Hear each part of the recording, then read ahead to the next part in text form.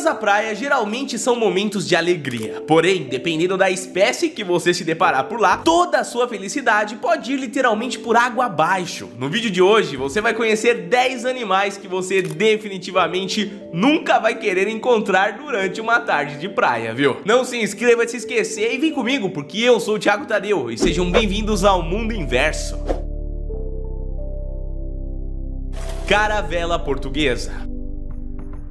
Eu vou colocar essa criatura no topo da nossa lista de hoje, porque ela já apareceu aqui em um vídeo recentemente, mas vale ressalientar o porquê que ela tá aqui, né? Isso porque, meus queridos, esse animal é definitivamente aquilo que você não quer encontrar de forma alguma quando for dar aquela visitinha no mar. Por mais que pareçam ser uma água-viva, as caravelas portuguesas na realidade são um conjunto de várias pequenas criaturas que juntas formam uma criatura complexa. Algo que acontece com diversas espécies pelos oceanos. Para começar, elas contam com um veneno bem violento, que faria você desejar ter sido, bom, atingido por uma água-viva mesmo, tá? Entretanto, isso não para por aí, já que algumas espécies de tartarugas marinhas são apaixonadas das caravelas portuguesas, tendo elas como um alimento favorito. Logo, quando um grupo de caravelas se aproxima de uma praia de banhistas, elas tendem a atrair também tartarugas, que por sua vez acabam também atraindo o quê? Seus predadores, que no caso são os tubarões, meus queridos. Desse modo, a gente tem um ciclo de cadeia que o único de bom ali é a tartaruga. Não, na verdade a tartaruga fez a água-viva vir chegar mais perto. E eu não sei quem é ruim. O ser humano vai observar e acaba todo mundo se lascando, viu? Desse modo, fique muito atento. Quando você vê caravelas na areia ou ali perto ali da parte mais rasa da água, da praia, né? Fique muito atento. Se tiver tartaruga, então, você sabe que tem um indício muito grande de ter tubarão por perto querendo predar a tartaruga. O ciclo da cadeia alimentar não para e a única coisa que eu quero fazer trazendo esse animal aqui pra esse canal toda hora é alertar você pra não encostar e nem mesmo ter uma associação mais próxima ali desse bicho, viu? Deixa ele seguir a vida dele e você segue a sua também. Lesma cone.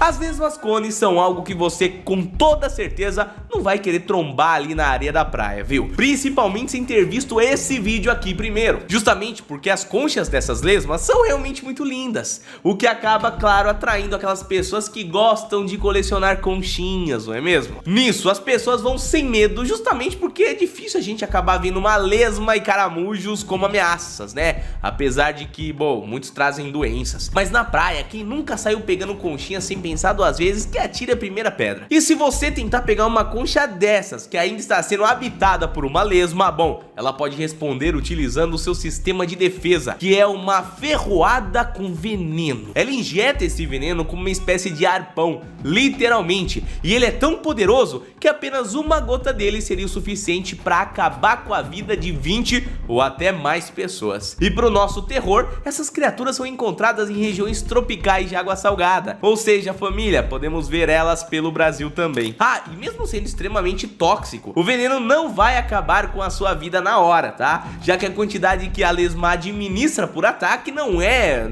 a dose necessária para acabar com uma pessoa, não é uma gota como eu exemplifiquei antes. Porém, mesmo assim, essa quantidade já é mais do que o suficiente para, em alguns casos, ser sim fatal. O processo seria muito lento mesmo e doloroso, levando alguns dias ou até semanas de intensa dor, confusão mental, paralisia muscular, febre e diversos outros sintomas que acabam até atingindo o sistema nervoso e, né, causando até uma parada cardíaca. Mesmo sendo tão perigosa, até hoje apenas 30 pessoas foram registradas como vítimas dessas lesmas. E se você ver uma na praia, bom, fique bem longe, tá? É melhor cancelar sua coleção de conchas ali e evitar que algo sinistro aconteça.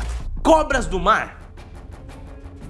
Por mais que exista a possibilidade sim de você encontrar uma cobra marinha, imaginar que ela vai vir debaixo da água e te morder não é bem um negócio assim tão sincero, viu? Isso porque essa não é a principal forma em que os ataques acontecem com esse animal. Geralmente mergulhadores em regiões de corais acabam tendo esse azar constantemente, mas a maioria dos ataques ocorrem com pescadores. E olha, eu vou te dizer de uma maneira nada agradável, tá? Imagina que você é um pescador ali e acaba fisgando um peixe no seu anzol, passando a puxar a linha todo feliz, né? Só que na hora que você tira o peixe da água e coloca mão nele, sente uma queimadura absurda, notando que enrolado no peixe estava uma cobra marinha. Isso acontece porque elas têm o hábito de se prender aos peixes antes de aplicar a sua mordida, que pode levar um tempo para acontecer, e nesse intervalo ali, se o peixe for fisgado, o pescador pode não notar a cobra e ser atacado sem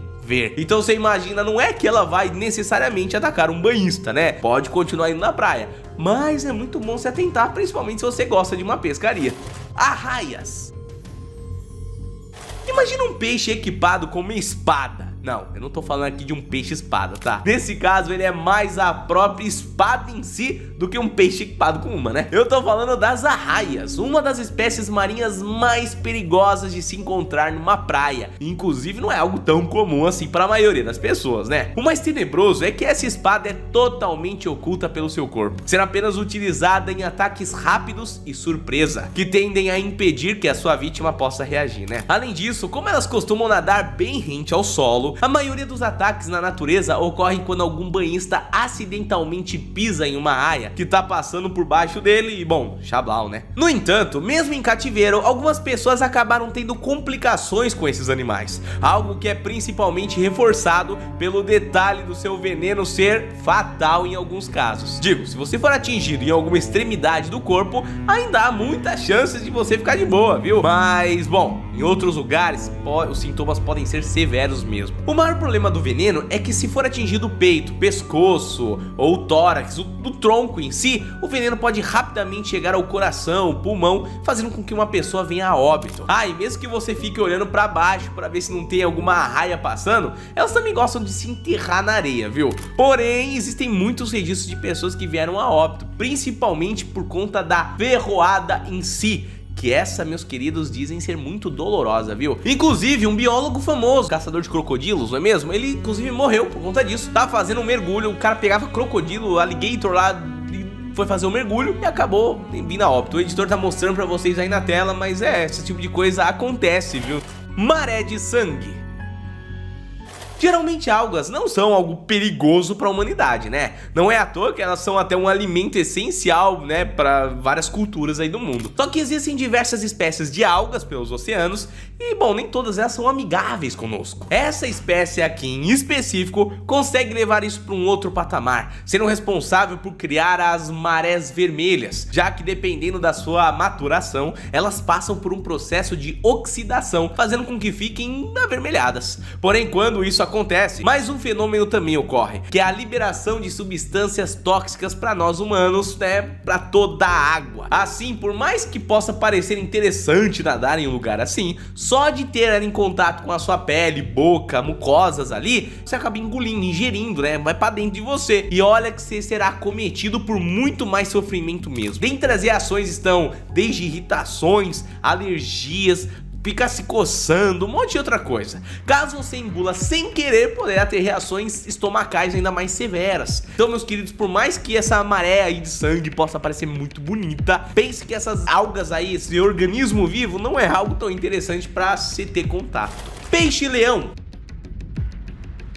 O peixe-leão é uma espécie que vive principalmente no Caribe, porém pode também ser visto eventualmente nos litorais dos Estados Unidos, México e alguns países da América Latina. Essa é uma espécie invasora, ou seja, ela muda de habitat constantemente e quando chega um novo local, dificilmente encontra ali uma competição direta. Não tem predador natural que vá consumi-la ali, né? Além disso, no caso dos peixes-leões, isso é ainda mais intenso, viu? Aonde mesmo que os predadores locais ali tentem caçar ele, bom, eles são equipados com espinhos venenosos, que fazem esse trabalho ser bem mais complicado. O pior de tudo isso é que eles possuem uma dieta que consiste principalmente de peixes que fazem parte da cadeia da limpeza de algas, realizando ali uma manutenção e impedindo que elas se proliferem. Então você imagina que um peixe invasor vai e acaba com uma espécie que tá ali fazendo a manutenção daquele habitat. Ei, situação perigosa, né? Bom, esse animal aí eu não preciso nem falar, além de ter um veneno, já é um vilão para a própria natureza, né? Claro, é uma espécie que precisa existir,